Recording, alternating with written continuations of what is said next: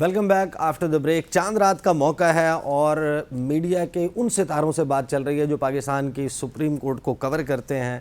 معاملہ یہ ہے کہ ہم نے دیکھا کہ گزشتہ چند روز میں خاص طور پر سپریم کورٹ آف پاکستان کی سب سے بڑی عدالت کی طرف سے سوشل میڈیا کے حوالے سے بڑے سٹرونگ ریمارکس آئے. اور ماشاءاللہ جو چاروں کے چاروں رپورٹرز میرے ساتھ بیٹھے ہوئے ہیں سوشل میڈیا کے اوپر بڑے ایکٹیو بھی ہیں, ان کے فالوئنگ بھی بہت زیادہ ہے, ان کا انفلوئنس بھی بہت زیادہ ہے.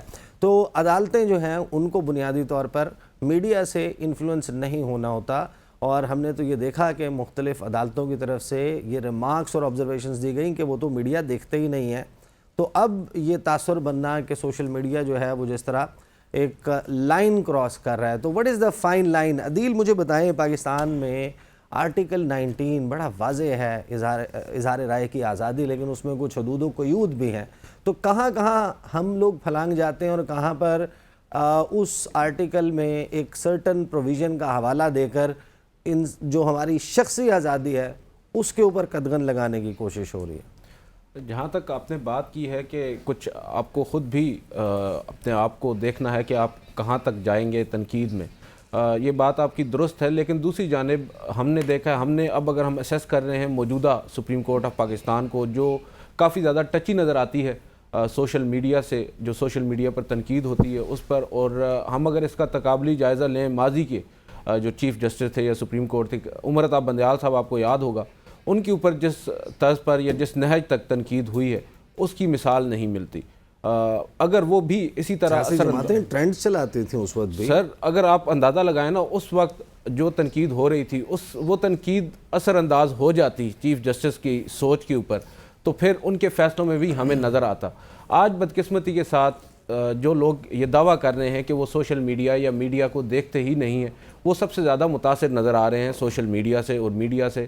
اس کو کبھی وبا قرار دی جا رہی ہے, اس کو کبھی کچھ کہا جا رہا ہے, اور بار بار بتایا جا رہا ہے کہ ہم اس چیز کو اس سے پریشر میں نہیں آتے, جبکہ جو ان کا کنڈکٹ ہے اس سے نظر یہی آ رہا ہے کہ وہ ٹوٹلی اس وقت اس کے زیر اثر ہیں جو سوشل میڈیا پر تنقید ہو رہی ہے. یہ ابھی تازہ مثال ہمارے سامنے موجود ہے, 6 ججز کا خط. سپریم کورٹ آف پاکستان نے اگر ہم اس کو کہیں کہ ایک تاریخی یو ٹرن لیا ہے ایک انتظامی فیصلے سے, تو یہ غلط نہیں ہوگا. آج بے شک وضاحتیں دی جا رہی ہیں سپریم کورٹ آف پاکستان کی جانب سے, مگر اس کی ایک بنیادی وجہ سوشل میڈیا ہی ہے, اور یہی سوشل میڈیا ہے جس سے اب سپریم کورٹ آف پاکستان متاثر ہو رہی ہے, جس کو نہیں ہونا چاہیے. اور اگر سوشل میڈیا سے ہی متاثر ہونا ہے تو پھر آئین اور قانون جو ہے اس کو آپ ایک سائڈ پر رکھ دیں. آئین اور قانون میں باضابطہ طور پر لکھا ہوا ہے کہ آپ نے فیصلہ کرنا ہے, یہ آپ کے پاس حدود و قیود ہیں, اس میں رہ کر آپ نے فیصلے کرنے ہیں, آپ اس میں رہ کر فیصلے کر سکتے ہیں.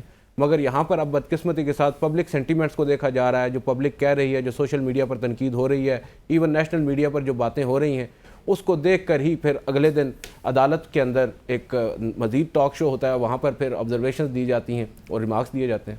صحیح.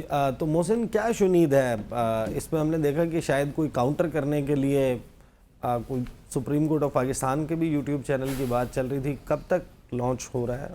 دیکھیں وہ بات تو جو ہے وہ چیف جسٹس صاحب نے جو ہے وہ ویسے نارمل ایک لائٹ وے میں کر دی تھی, لیکن عدیل صاحب نے دو بڑی سوری بٹ آئی تھاٹ کہ دیٹ واز ویری سیریس. نہیں, یوٹیوب چینل سپریم کورٹ کا آلریڈی ہے جہاں پہ لائیو پروسیڈنگز جو ہیں وہ آتی ہیں, بس وہی یوٹیوب چینل ہے اور وہی اسی پہ لوگ جو ہے وہ تمام تر چیزیں دیکھ سکتے ہیں براہ راست. پہلی دفعہ میں کی گئی تھی بات مادر صاحب کہ وہ جو سپریم کورٹ کی رپورٹنگ ہے ان کو شاید کوئی گلا تھا ہم سے کہ ہم رپورٹ ٹھیک نہیں کر رہے, تو ہم اپنا یوٹیوب پہ بتائیں گے لوگوں کو کہ ایکچوئل میں ہو کیا رہا ہے بس. اچھا, دو باتیں عدیل صاحب نے بڑی امپورٹنٹ کی ہیں. ایک انہوں نے یہ جو اسلام آباد ہائی کورٹ کے 6 ججز کے خط کی بات کی, اور دوسرا جو ہے اب سے تھوڑی دیر پہلے یہ آڈیو لیکس کمیشن کی بات کر رہے تھے جو سپریم کورٹ آف پاکستان میں بنایا گیا تھا. اس وقت کی حکومت نے, یہی جو موجودہ حکومت ہے یہ اس وقت بھی حکومت میں تھے یہی لوگ, تو انہوں نے سپریم کورٹ کے اور ہائی کورٹ کے سٹنگ ججز پر مشتمل آڈیو لیکس کمیشن بنایا تھا. عدیل صاحب نے ایک بات کی کہ وہ سوال کرتے کہ یہ آڈیوز کہاں سے آتی ہیں, کیسے آتی ہیں, لیکن جتنی پروسیڈنگز 2 یا 3 ہوئی تھیں اس میں ایسا کوئی سوال نہیں تھا, نہ ہی کوئی ایسا اس کے ٹی او آرز میں تھا کہ یہ پتہ کیا جائے کہ آڈیوز کہاں سے آتی ہیں. وہ آڈیوز جو ہیں جو اس وقت کے جج کی بھی آڈیو تھی, کچھ کے فیملی ممبرز کی آڈیوز بھی تھیں. بہرحال وہ معاملہ وہیں پر رک گیا تھا اور اس معاملے کا کچھ خاص بن نہیں سکا تھا. اسی طرح جو موجودہ اسلام آباد ہائی کورٹ کے 6 ججز کے خط کا معاملہ ہے, اس کا بھی اپیرنٹلی جو پہلی ہیئرنگ سے بھی ہمیں اندازہ ہوا, پھر پہلے جس طریقے سے کمیشن بنایا گیا, اس کا بھی کچھ زیادہ ہوتا ہوا نظر نہیں آ رہا. اور جب اس طرح کی چیزیں ہوتی ہیں پھر آپ کو پتہ ہے لیول پلینگ فیلڈ سے متعلق جب درخواست آئی پاکستان تحریک انصاف کی، اس کے بعد لیول پلینگ فیلڈ کے نام پر جو کچھ ہوا وہ بھی آپ کے سامنے ہے. پھر الیکشن میں دھاندلی کے نام پر جو کچھ ہوا اس کے بعد سپریم کورٹ کی خاموشی وہ بھی آپ کے سامنے ہے. تو اس کے بعد جو ہے وہ گلا رپورٹروں سے کرنا، صحافیوں سے کرنا جو سپریم کورٹ کور کرتے ہیں، میرے خیال میں یہ تھوڑا سا اب عید کا پرمسرت موقع ہے، تو میرے خیال میں یہ اس طرح کی باتیں جو ہے وہ ہم سے گلا ہم سے نہیں بنتا. مطلب سپریم کورٹ کے کسی رپورٹر نے لیول پلینگ فیلڈ کا فیصلہ نہیں دیا تھا. سپریم کورٹ کے کسی رپورٹر نے جو ہے وہ دھاندلی کے اوپر جو ہے وہ کسی قسم کی کوئی بات نہیں کی. ہم تو وہی چیز رپورٹ کرتے ہیں. ایک پولیٹیکل پارٹی ایک درخواست لے کے آتی ہے سپریم کورٹ میں، ہم رپورٹ کر دیتے ہیں. سپریم کورٹ اس کی سماعت کرتی ہے، ہم رپورٹ کر دیتے ہیں. ریٹرن آرڈر آتا ہے، ہم اس کو رپورٹ کر دیتے ہیں. ہم اس سے زیادہ کچھ نہیں کرتے. تو آپ کچھ تو کرتے ہوں گے. آپ کو تو ہم نے دیکھا کہ سپریم کورٹ داخل ہوتے ہوئے روک لیا تھا. یہ کیا ہو گیا تھا؟ دیکھیں چلیں، یہ جو ہے سپریم کورٹ داخل ہوتے ہوئے یہ تھوڑی سی وہ بات بیچ میں پابندی کا وہ چلا تھا کہ جی پابندی ہے، لیکن وہ بعد میں کلیئر ہو گیا تھا. ابھی تک فی الحال کوئی ایسی چیز نہیں ہے پابندی سے متعلقہ. لیکن ہم یہ سنتے تھے ماضی میں کہ بڑی جو ہے وہ سپریم کورٹ آف پاکستان میں تبدیلیاں آئیں گی، ریفارمز آئیں گی، اصلاحات میں بھی، لیکن بہرحال ایسا کچھ بھی جو ہے وہ ابھی تک نظر نہیں آیا. اور ٹھیک ہے. حسنات مجھے یہ بتائیے کہ یہ بڑی سیریس ظاہر ہے کہ ایک معاملہ ہے.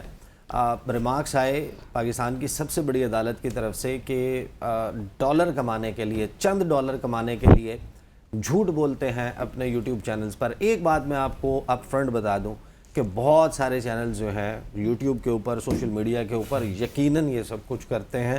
ان کے تھم نیلز بڑے ابناکشس قسم کے ہوتے ہیں. ان کے تھم نیلز پہ کچھ اور لکھا ہوتا ہے، اندر وہ کانٹینٹ نہیں ہوتا. بٹ ہیونگ سیڈ دیٹ، کیا یہ بنیاد کے چند چینلز جو ہیں وہ گمراہ کر رہے ہیں، اس کی بنیاد کے اوپر بونافائیڈ جرنلسٹ جو ہیں، کیا ان کے حوالے سے یہ تاثر یا یہ رائے آپ سمجھتے ہیں کہ درست ہے کہ چند ڈالرز کے لیے یہ سب کچھ کر رہے ہیں؟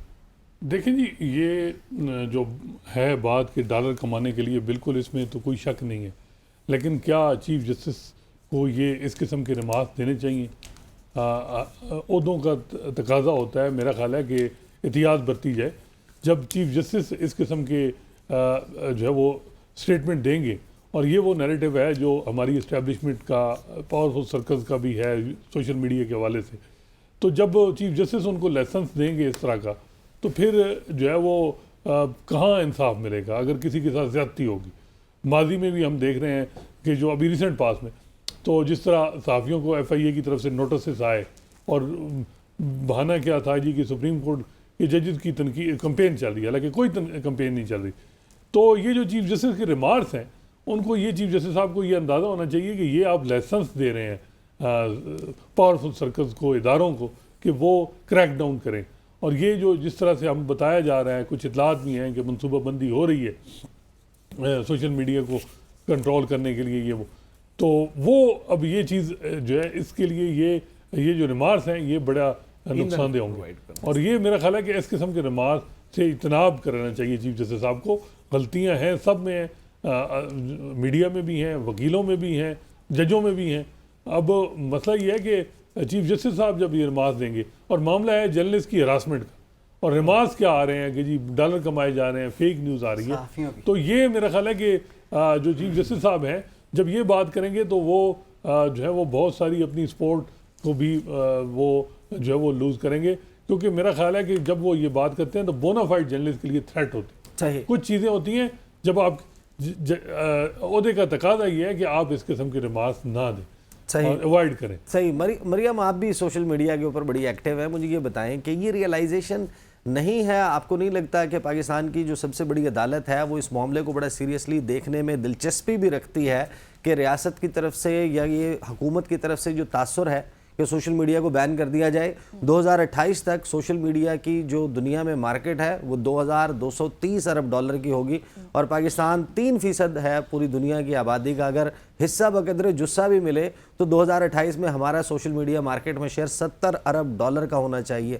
یہاں پر آپ 1 ارب ڈالر، 2 ارب ڈالر کے لیے کہتے ہیں کہ ناک سے لکیریں نکلوا دی IMF نے. تو یہ ریئلائزیشن پاکستان کے آپ سب سے بڑی عدالت کو آپ کو نہیں لگتا کہ اس چیز کے حوالے سے کوئی ریئلائزیشن ہے؟